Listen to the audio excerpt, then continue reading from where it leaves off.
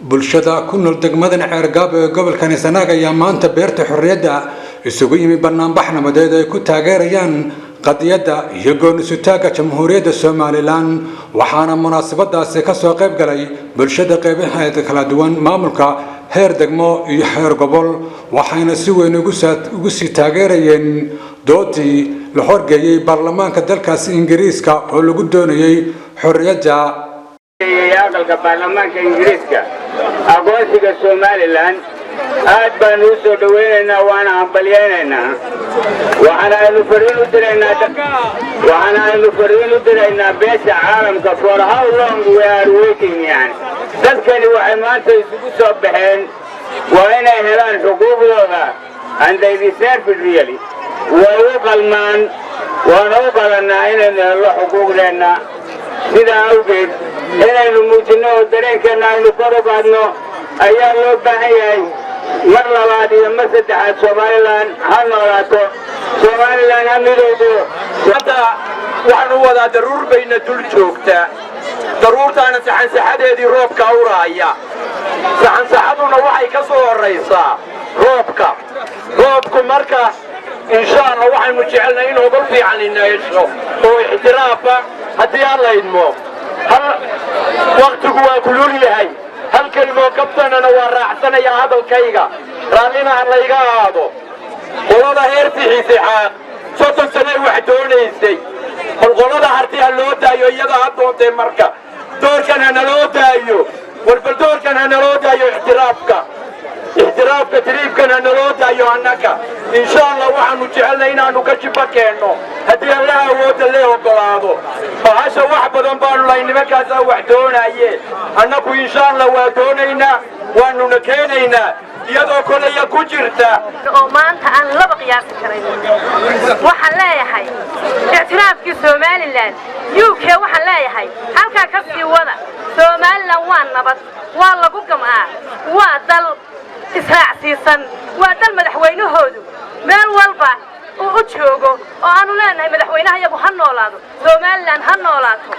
waxaan leenahay xamarey anagu shifadii ma nihin dadka daweyn jirtay waxaanu leenahay xamarey nadee horaan u soconay dalka iyagu waa nabad waxaanu leenahay xamarey nagu daba fayl horaan u soconay adduunkuna ma jeeranayo waxaan leeyahay Soomaaliland guul Soomaaliland waa israacday hamidowdo waa israacday waxaan leeyahay dadka la Soomaaliland ma jirto waxaan leeyahay idinka jirinin cibaad aragtaano nabadgelyada shacabka halkaas aan dhiganaa Soomaaliyana guriga dadka xabad dadka baqaysa waxaan leeyahay ictiraafka baarlamaanka UK ay soo taageen waa soo dhaweynayna halka ka sii wada gacmo wada jir bay guul ku gaadhaan haddaanu nahay Soomaaliland ka taraf waa la wada leeyahay waa Soomaaliland la wada leeyahay Soomaaliland hadii dadka lagu dhinto Soomaaliland la wada lahaa waa Soomaaliland la wada leeyahay guuliya gabanima rajaynaya ilaa leeyahay Maxamed Cabdi Maalik oo halkan aad iyo aad hadal weyn ka yiri ayaa soo dhaweynaya guuliya gabanima isku rajaynaya halka fadhida uu horeeyo gudoomiyaha gobolka gudoomiye ku xigeenka gobolka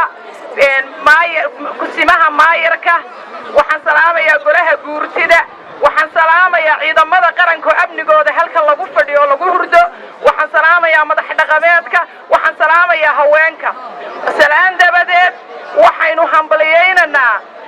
maxay ahayd tole Ingiriiska oo maanta ictiraafkeeni meel soo saaray oran maayo waa ka fadhiistay anigu waxaan leeyahay ictiraafkeeni meel baa la soo saaray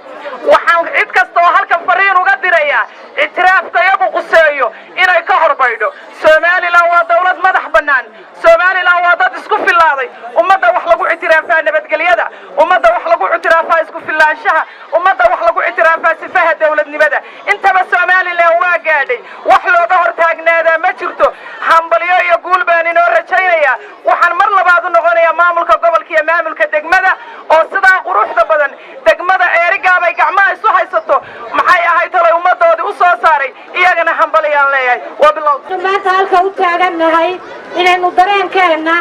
ka muujino doodda ictiraaf raadinta Soomaaliland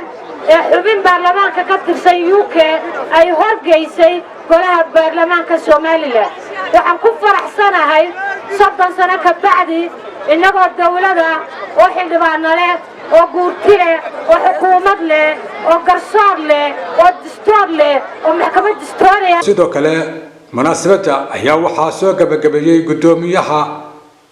gobolka Sanaaga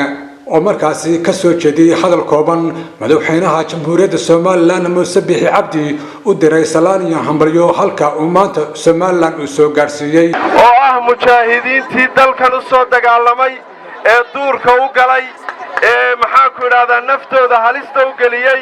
maantana hanaan mayal adag oo aan gabasho lahayn ku maamulaya safar walba uu baxaana uu guul taariikhiya ka soo hoynaya isagana hambalyo iyo bogaadin baan u dirayaa mar labaad jamhuuriyadda Soomaaliland ayaa 1990kii calankii ay kula midoobeen Soomaaliya ayay dib uga soo noqdeen maantana waxay nabadgelyo iyo waliba dimuqraadiyad ay haysteen muddo 30 sano ah intaana ay raadinayeen ictiraafkii waxaana haatan la filayaa waqti dhow in markaasi ay hasho jamhuuriyadda Soomaaliland ictiraaf وأحمد عبد الله عيسى أحمد عاشور دقمد عرقابو إيه قبل كسناك